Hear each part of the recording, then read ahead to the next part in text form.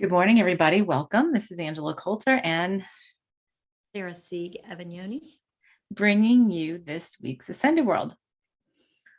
So, yeah, this beautiful spring day. Spring here finally. Well, we're getting ready to have spring storms, which we need because we're in such a drought. But Yeah, it's an unusual time of year for us to be in a drought too. But right, because it's usually the wetter time. we have the dry season and the wet season, and this year we had a kind of wet summer and a really dry winter. So, but everybody's doing it different, so Mother Nature can too. That's right. Or the facet of us that is Mother Nature. That's right. Yeah, what a reflection, right? If you look at that at the collective level, it's like, well, because we never think of that. We always externalize it, right? We always externalize. Absolutely. Yep. And it's funny because what always makes me cringe a little bit is like my mother's always like, Mother Nature's in menopause. And I'm just like, what are you talking about? Oh my God. No, no such thing. Mother Nature, Gaia has it's just shifting and changing constantly, right? We tend to do that though. We look at Gaia, we look at Earth, we look at, the universe and the stars, something outside of us, right? Which is why, like we talk about astrology and we talk about all this other stuff and everybody gets so stuck into, the Mercury in retrograde. Right. Well, full moon and this moon and that moon and the orange moon and the purple moon and the polka dot moon, strawberry moon, and right. And everybody and even eclipses and like the equinox yesterday. Right. The equinox yesterday, which, and I'm not saying that they're not valid. We do have an energetic interaction in our relation with all of it, right? But it's only the thing for us to always remember is it's only a reflection of ourselves, of what's going on within. So it's not. And in addition to that, it's also a reflection of look what we did, look what we can do. Right. And we create these cycles and we alter these cycles, we do all this stuff. And then it goes back to the weather thing. So it's funny because that's what I say to people a lot of many that I talk to is remember, yes, does that energy hold credence collectively? Absolutely. However, we're the ones who create the energy to begin with, and that's what we forget, right? So it's really which is stepping into that victim or stepping out of the self-responsibility. Right. To say, yes, we created that. And yes, that energy is what we hold collectively. And that's what we are now manifesting to show it, to remind us that's what we have going on inside. So that's why it's important to look at, not the moon is making us do this. No, we're doing this ourselves. That's the difference. Very slightly different words and terminology, but good morning, Yasmin. So on to what we're talking about today, right? We have been looking a lot at presence. We have been looking a lot at acceptance, the benevolent detachment, right? That kind of stuff. Right. And allowing and sitting with emotions and discomfort and right.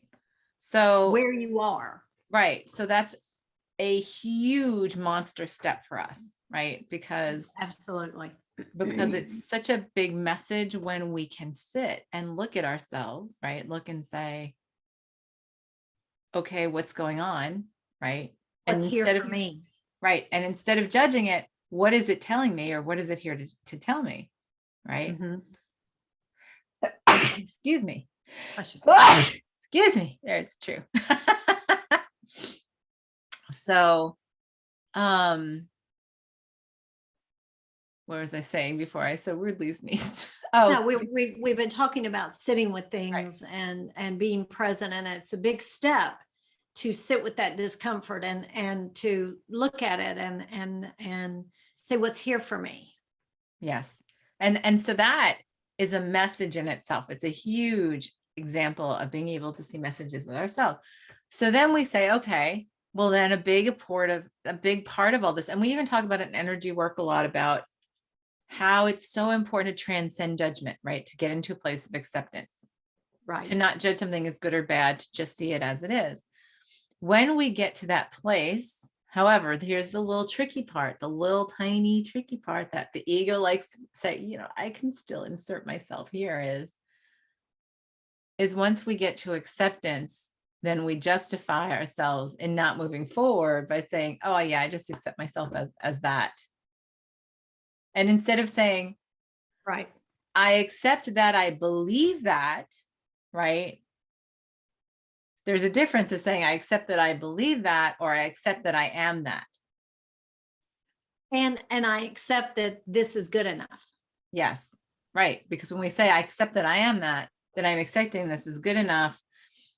I have no hope of being any different. This is how I am. Right. And that, Right. And that's the ego saying, okay, you want to sit with this? Let's sit with this. that's right. That's Let's right. really sit with this. Like you get nothing but this. That's right. Let's just create it as a constant, right? Right. Right. And that's what we say, and think about that.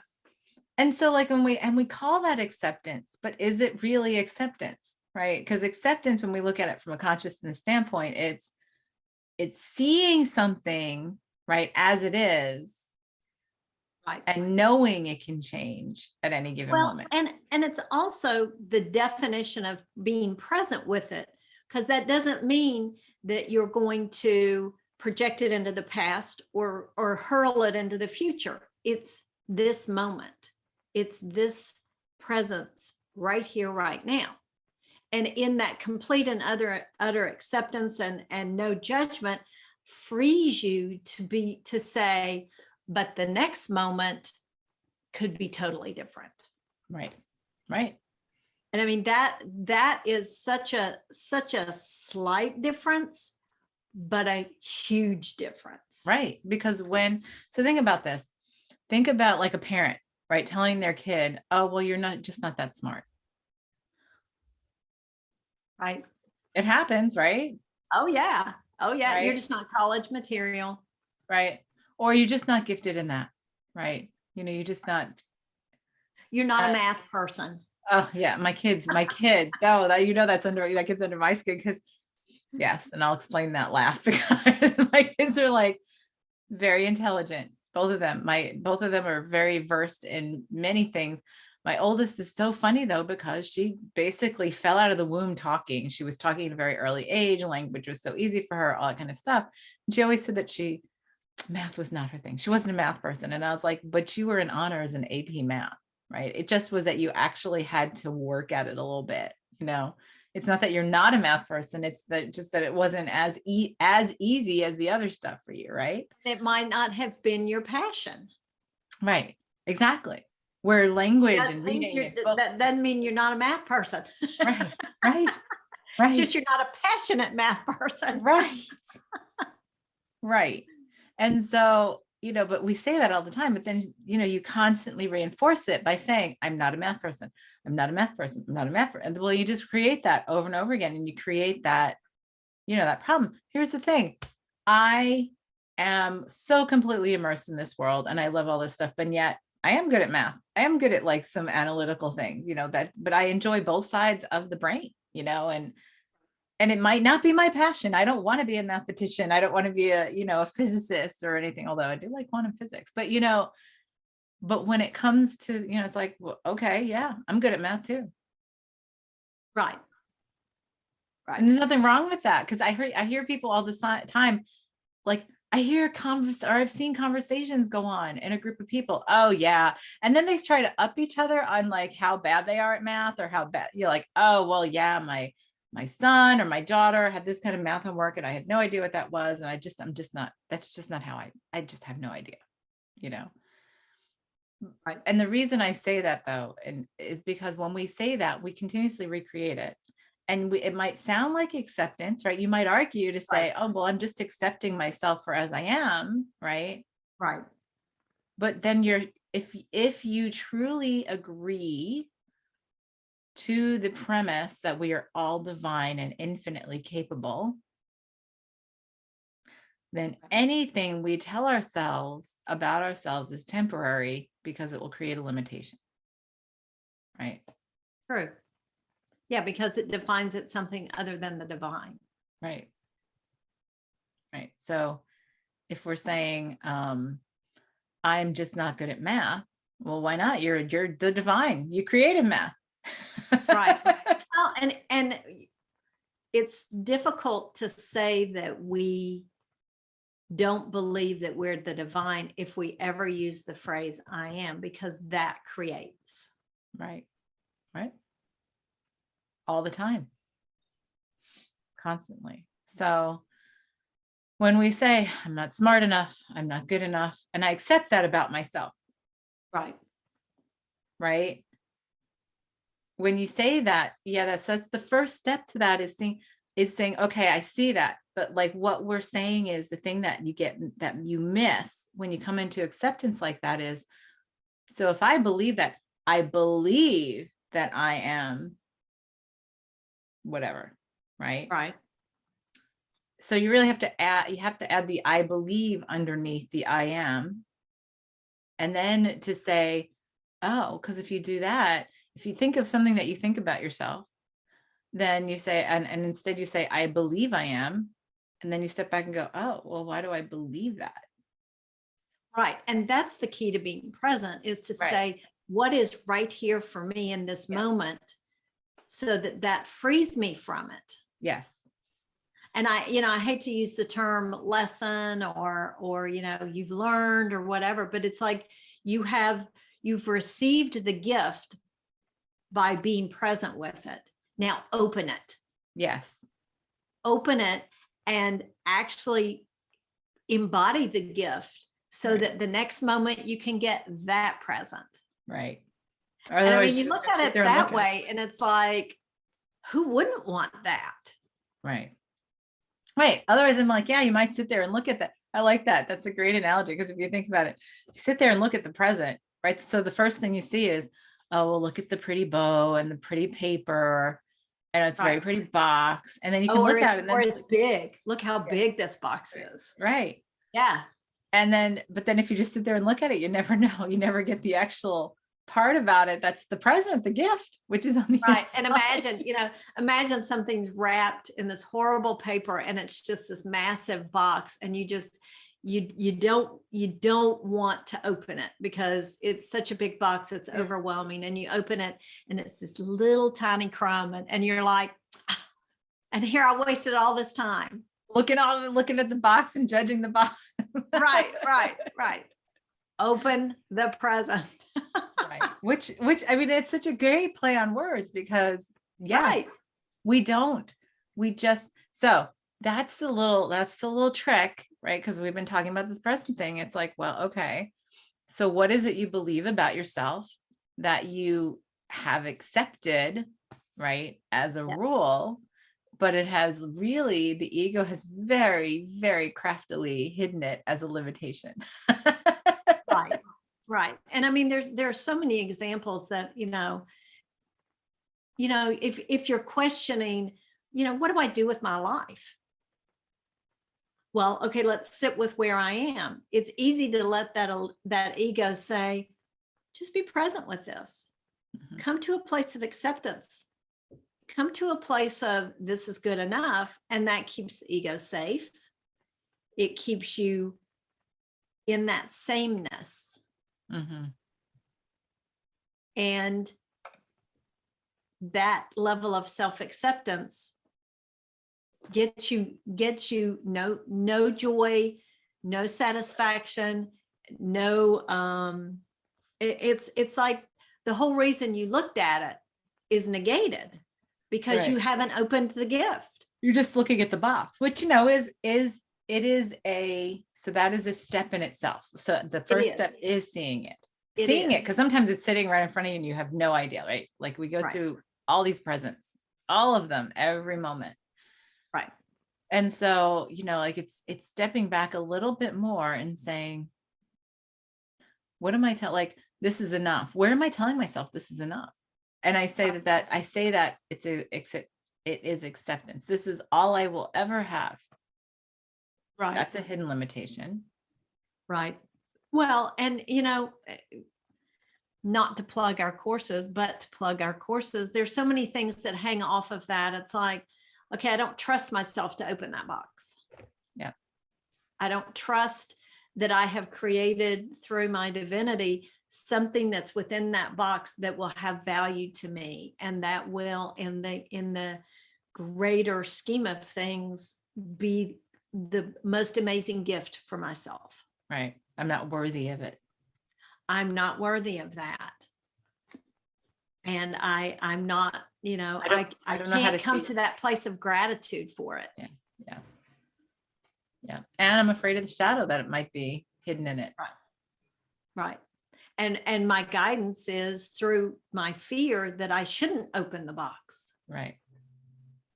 Right. Which is ego-based guidance. Yeah. Like that kind of so much. Right. But if you have that place, if you sit in that place of self-love, guess what? Oh, absolutely. The box opens on its own. What Because a great why would it not? Yes, of course. Then it's like, oh, let's open it, baby. Right. Right. Right. Yeah. And so, let's talk about some examples because, it's challenging. It's a lot for us to talk about this. And I think a lot of times it's challenged because we are blind to it within ourselves, right? Like, so we're like, oh yeah, I get what you're saying, but that's not me, right? That's right. How do I apply that? Right. No, absolutely. Absolutely. I know for myself in looking at ways to, reinvent myself or look at why I am where I am. And I found myself just saying, oh, well, I haven't been present for myself in this place. I've just sat in judgment of it. So let me do that. And it's like, oh, I haven't ever experienced that for myself. So this feels really good. So this is what I need to be doing. I need to just be sitting with this. And it's like, that's only receiving the gift. That's not embodying the gift. That's not internalizing the gift and using the gift. And opening it up. Right. Right. And it's almost like, when you get it, you get like all your wedding gifts. It's like, oh, well, we're keeping that for good. We're going to keep that and we're not going to use that. Mm-hmm. Well, and then I know, having dealt with my parents' 3,000 square foot house full of things that they kept for good, I didn't want them. And nobody else wanted them either. Right. So it's that thing where, what are you keeping for good? Yes. Versus using it. But that could be applied to, nourishing yourself through, I need to come to acceptance of where my body is and the way I nourish my body and the way I eat and the way I think about my physicality, and just come to a place of acceptance of that. But that's just the first step. Well, or here's the thing, what comes to me too, right? There's, somebody who has always been known in their life for something, right? For being smart or happy or physically, active or, like athletic or a dancer, like we know many dancers and, things like that, or, right. So they've had an identity created. We've all had that. Like we've all done that, right? I am this, I'm not that. Like we're saying, I'm good at math, I'm not good at math, and whatever. But we do that like when we say, okay, so somebody who's been, say, a fitness instructor, right? Or a physical trainer, right? Right. You then say, well, I've always been very physical, and people have appreciated me on my physicality, right? And they have seen my value through looking at my physicality and through what I've done with others in physicality. So therefore, the most valuable part of myself is my physicality, and I'm in acceptance of that, right? Right. So I will look no further. Right. I will be satisfied here. And I will continue to only look at things that support that versus the things that might be in my heart that are not around the physicality. Right. Right. Because that's, and then what happens, because the ego now has invested itself and said, well, that's what makes us valuable, is what people see as my physicality. Right. And look at, I mean, our entire culture for years with women, right? You're only valuable if you're good looking, but what's good looking depends on the week, right? Right. Right. And God forbid, don't age. Right. Right. Don't age. Yeah. Don't get gray hair. Don't get fat. Don't get wrinkles. Yeah. I mean, that's physicality too, right? So it's the same kind of thing. I'm like using this very specific example, say somebody who's a trainer, right? Who's been a physical trainer, right? Mhm. Um, and an athlete and stuff. And then that's all they've ever been. So then they think of themselves only as that. So then every time they get an opportunity to do something that is not that, right? That is and say, you know, their expanded consciousness is saying, okay, we did this. We saturated ourselves in it. And now let's do this. Let's move into let's balance ourselves, right? And let's really build into the, you know, infinite ability of the non-physical, right? So it can be mental, it can be, you know, analytical, it can be, you know, non-physical. And then what happens is the ego goes, oh, but that doesn't feel comfortable. Right. But we accept ourselves as this. I accept myself as a physical person, a physical trainer and an athlete. And that's how I'm valuable. That's how I'm seen in this world. So that's all I can do. That's all I'm allowed to do. Right. Right. And so then you think, well, and then what happens that goes along with that? Well, I'm just not that smart. Right. Then you have these little hidden thoughts. I'm not that smart. I'm great here. That all props up the acceptance of that other piece. Right. Right. And so number one is to look at that and say that's the case. Well, then you say, all right, how about I insert that word belief in there, right? And say, so why is it I believe that I'm only valuable as an athlete or a physical trainer or in physicality? Why do I believe that the only thing that makes me valuable is my physicality? And then that's where, because I mean, you feel the change in energy as soon as you say, why do I believe that? Then it's like, oh, wait a second, you just turned the finger back around to me. Right. And then it's just shifting that creative responsibility back where it belongs. Right. To not circumstances, but to the actual creative energy of yourself. Because the ego will argue. The ego will argue, well, but people won't ever believe me as an intellect or as, you know, something that's non-physical, because that's all I've ever done. They'll only believe me, or they'll only believe in me if I do that physicality, or if I stand behind my physicality, or do that physical training, or be the athlete. They won't stand by me or back me if I do this, because that's all they've ever known me and that's all I'm valuable as. But then you got to look at that and say, well, that's what you believe, right? So that's what you portray then, and that's what you project into the world, which is then the energy you hold, which is then how people. Well, and that's what the universe returns back to you, magnified. Right. So that's when we sit and go, good morning, Sandy. I was like, good morning. Funny. Yeah. So when we do that, so see, that's a great example. Like, so what's important for us to do is to say what we believe we bring to the world, right? And that can be, I'm a mother. That's my value. Right. And I can't, anything that I do that's not as a mother, right, is not as valuable. Right. And I accept that. And this is what we do. We do this though, culturally, it's another thing. And I accept that, well, my kids are home and I have to be brought up. That's all, you know, I accept that that's all I'm valuable for, is being a parent, a mother or father or whatever. Right. And then, I mean, much more a mother, that's still culturally ingrained, although, you know, it's changing, but it's still there. Right. It is. And so, and if you say, so like, then what'll happen is if you truly say, okay, so if I look at that and say, all right, well, I'm just going to come to acceptance of that. I'm not going to resent it or whatever. That's looking at the present. Right. Right. But then when you say, I believe I am only valuable as a mother, whoa, right? That changes that whole energy, right? Because it's Right. like, well, why do I believe I'm only valuable as a mother? I existed before I had kids. Right. Right. And that's only one small piece of our lives, so then I can be valuable in other areas. I can be valuable, I can explore other parts of myself and be as valuable, if not even more.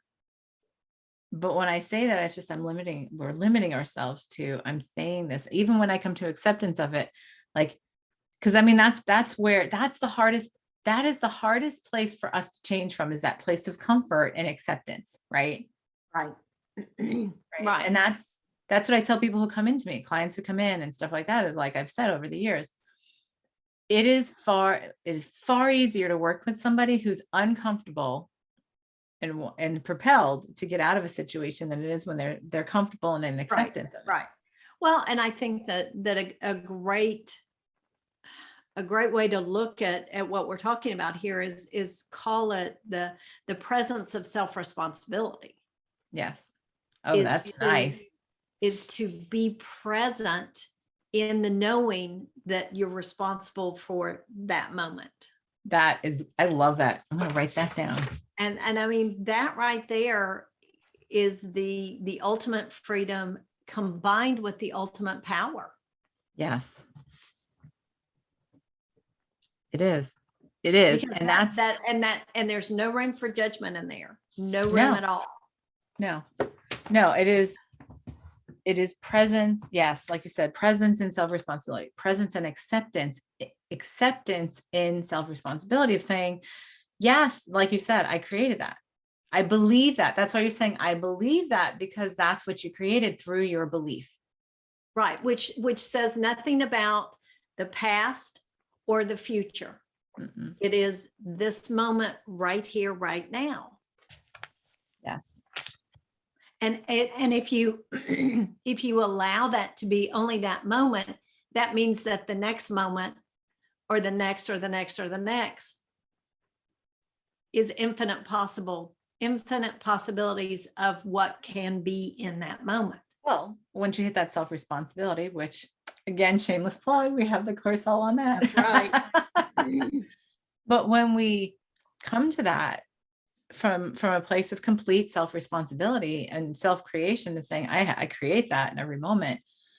That's what we always talk about in saying, and taking that full importance and consciousness on the self-responsibility, is when we take responsibility for all of our creation, all of our beliefs, all of what we are and who we are, then we can change it, right? If we don't believe that we are responsible for it, oh, somebody's at my front door. But if we don't take responsibility for it, then we at some level believe we can't change it, Right. or that we're a victim to it at some level, right? Right. Which is, the opposite of presence and the opposite of self-responsibility, and it doesn't flow with who we are, which I think that's why so many get stuck in places, is this lack of embracing these particular concepts. Yeah. And so a good way to figure out, is this something that really is pertinent to me, is where in my life am I stuck? Mm-hmm. Where in my life am I stuck in a job? Am I stuck in health? Am I stuck in my spirituality? Am I stuck in my passion or lack of passion? Right. Right. Am I stuck in who I think I am? Mm-hmm. Yeah, exactly. I mean, that's the perfect question to ask. Am I stuck in my finances? Yeah. And when you say, well, let me look at that, let me just sit with that. Let me be present with that. Present Just with it. in this moment. That's right. That's right. So it's a matter of, because when we start being present, and that's the importance of that presence, right? That presence is that we don't look at it. right? We're so Right. busy. We're so busy at looking at what I could be, what I can't do or couldn't do in the past, or, Well, could and be we're so possible. focused on doing. Right. Presence is not doing. No, it's just being. It's just being. So when you feel stuck in something, not doing something about it feels so counterproductive. It's like, but Right. I should be doing Yes. something. I want to change this. I want to change this. And it's I like we should were be talking. making something happen. Right. And the first step of that doing is that just being present with it and coming to that place of self-acceptance. Yeah. Because we forget the message. We forget looking for the message, because everything in this present moment is a message back to us, like on how to, what to remember. Right. Well, and I caught myself, I said the self responsibility, but or self acceptance, which is different than self responsibility. Self acceptance is that, okay, this is it. This is as good as it gets. I accept this as all that there is. Versus self responsibility is, yep, I did it. I made it. I created it. And I can now create something different. Right. Yes. I created, and I accept responsibility for creating everything that is in this moment. And now, Right. yeah, we can do something different. Including the stuckness or the suffering or the joy. Yeah. Or the joy or the passion or the springboard to what it led me to. I mean, Right. there's just so many possibilities. Yep. Yep. So that's where, that's like it's a very, see, like we're getting to some very fine tweaks, right? It And really is. the acceptance part is huge in itself, right? It is. Absolutely. And without that, you almost can't have the responsibility. Right. Because you're sitting in that place of judgment saying, no, I still am not feeling what I should be feeling about this. Should be. Right. Yeah. Right. Right. And And victimhood. so, Right. right. Yeah. So without the acceptance, you can't have that follow-on responsibility that allows you to make it different. Yes.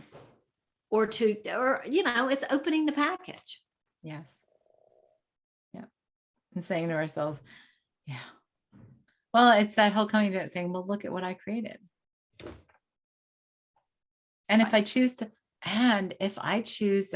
if I feel guided and it feels like it's to do, then I can change everything in the next moment Absolutely. on a dime. Right. Right. And the universe will leap through infinite number of hoops to bring it all exactly into alignment for you. Yes. Mm-hmm. Yep. To quote The Alchemist, right? The universe will conspire to create Right. it. Yes. Absolutely. Right. This So feels really, really good.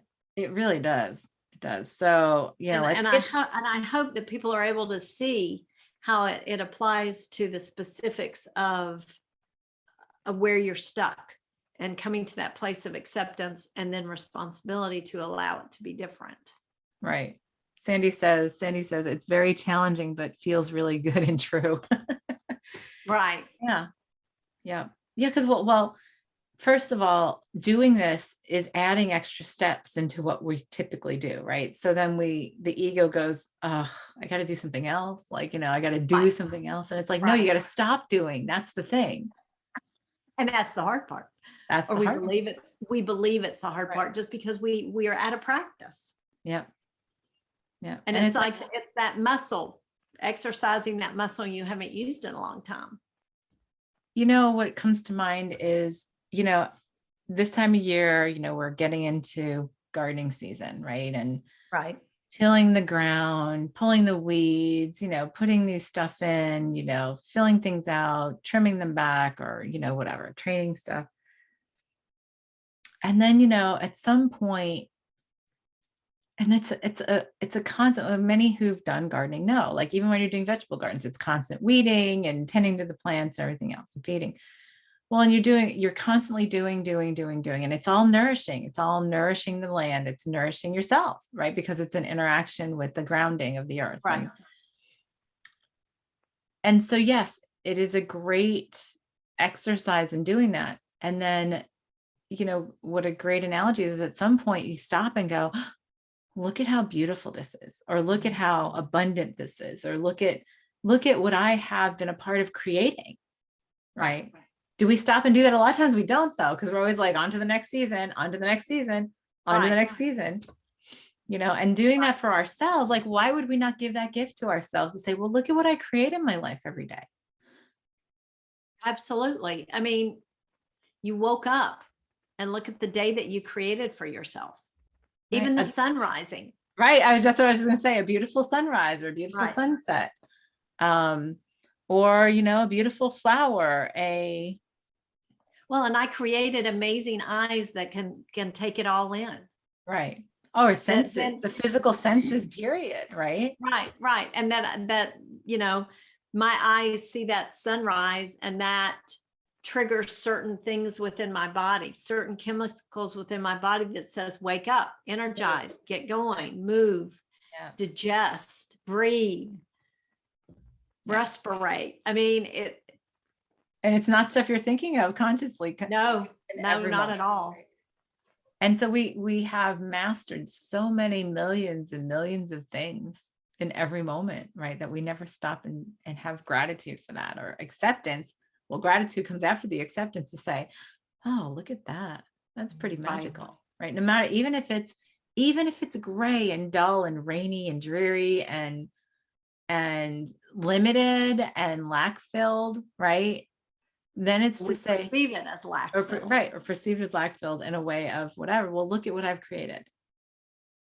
Right. Okay, so it's easier for us to sit there and say, okay, so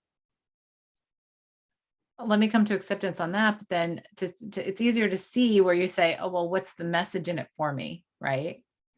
But when things are going great, or what we believe is great, we never stop and think, so what's that message for me? Oh, absolutely. Absolutely. Because maybe at our expanded consciousness level, outside of the body, the bigger part of our consciousness, we're like, that's this big in terms of how awesome it can be. Right. Like I always tell people that like this insight that I got a long time ago was that, the orgasm is just a tiny little insight to how blissful we are outside of the body all the time. Right. And you go, well, why would we just limit ourselves? Like, you think, why would we limit ourselves from that? Well, we forget it and then we remember again. It's pretty awesome, So it's like that kind of thing, right? And that's something to retrain ourselves with, right? So it's such an important part of this entire process of consciousness and expanding our consciousness. And if we don't slow down to stop and accept, and to be present with and accept, then we will always be limited on changing things. Right. Yes. What does Sandy say? I don't have my reading glasses on. Infinite choices. Oh, go ahead. Infinite choices to be grateful or not. Be intentional with each and every moment, remembering we are the creators of all of them and everything that is in them. LOL, that's a mouthful. Yes. Right. But I mean, the thing is, so it's easy to say it that way. But when you say, oh, well, that's just the way my life is, right? We don't look at that as something to look at. That we say, oh, we'll see how accepting I am. Right. I've just accepted it will never change. I've accepted this is always how I'll be, and I love, movies like Forrest Gump, right? Because he didn't know to not be happy with them. Like if he wanted to change something, he just changed it. And we, and the onlooker is going, oh, well, he's slow or, mentally slow or whatever. It's like, but look at, like, that's the whole joke of the movie is, well, because he never told himself that he couldn't do anything. Right. He just decided to do it. And what if the intelligence that we're talking about is just how big the ego is to tell you, you can't do that because you're not smart enough. You can't do that because you don't have the means. You can't do that because of this. Right. Or on the flip side, you can only do this much because you will only ever have this much. That's what we tell ourselves. And then we say, oh, that doesn't sound so bad, right? That's just acceptance, So it's saying, okay, okay, look at how wonderful it was for me to create that. How wonderful it was to look at all the beliefs around it that created it. And now what will I do to make it like, what can I do to even expand it more?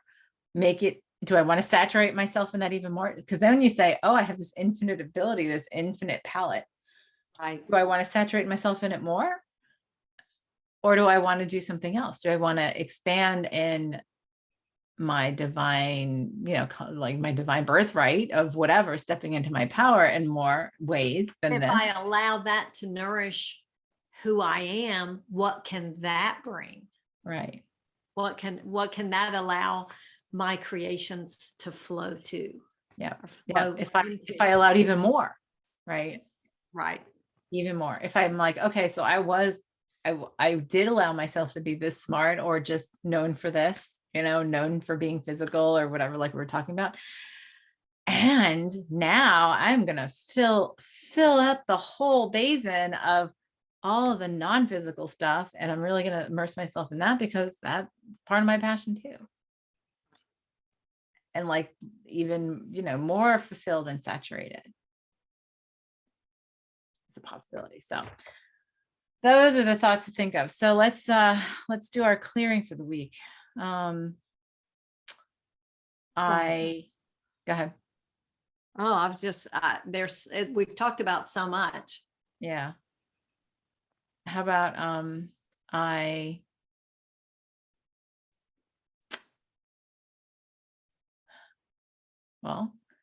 I accept myself for where I am, and I allow myself to expand. I don't know. I allow myself to expand beyond, to see where I can be in that presence in every moment. I allow myself to, right? In that, I love that. Presence and self-responsibility. Yeah. I allow presence and self-responsibility. Yeah. And then allow myself the freedom to change and expand and even more. And play with that. That just feels great. That feels like a playground in itself. It feels like there's that's like the tip of an iceberg. Like, oh, let's go play. Yeah. All right. So everybody, you know what to do. Everybody get comfortable, take a deep breath, close your eyes. As we step out of separation back into wholeness and oneness, and we set ourselves at the vibration where that is the truth, that is from where we exist, create, and experience.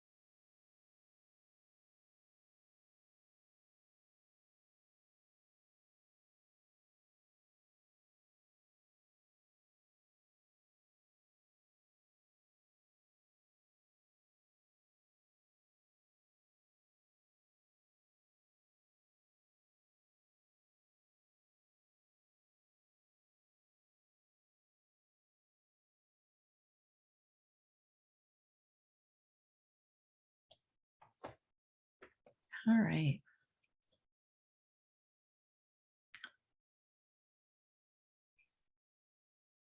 I went way out there. I think I could just spend the day out there. Yeah, in the beginning, it was funny because I saw a whole bunch of us sitting with all these presents, right? There were all these presents sitting around the light Christmas morning. Unopened presents. Yeah, unopened presents.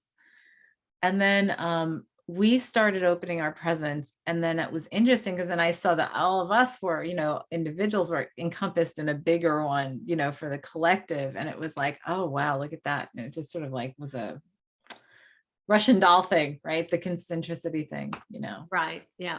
Nice. Yeah. Very nice. And I just I don't even know. I saw stuff and I was like, okay, I'm just going to sit with this and let it do what it needs to do. So. Right. I kept seeing for some reason like the pyramids. And I kept seeing like, the pyramid as you see it, and then with the point, and then you'd see another pyramid inverted and the point touched. And then another one with the base to base and then the point, and then it just kept replicating. And it was like, I'm not That's quite cool. sure what that was, but it sure felt powerful. Yeah. Nice. Yeah. Whatever that was at, it did feel very powerful. It was very nice. All right. Well, everybody sit present. Everybody like, share. Yes, please. Subscribe. Yeah. However you want to show, comment, talk to us. Please. Let us know yeah. that you are enjoying these, and any feedback would be awesome. What are you finding when you do these clearings? Are you seeing where you're stuck? Are you seeing results? And let us know, but at a bare minimum, like us. Yes, absolutely. Like our page, follow us, and we have a lot more coming up. So right. Yeah, let's take a journey together. Right. So have a great week, and we will see you next time. This is Angela Coulter and Sarah Sieg Avignoni signing off on this week's Ascended World. Have a great one.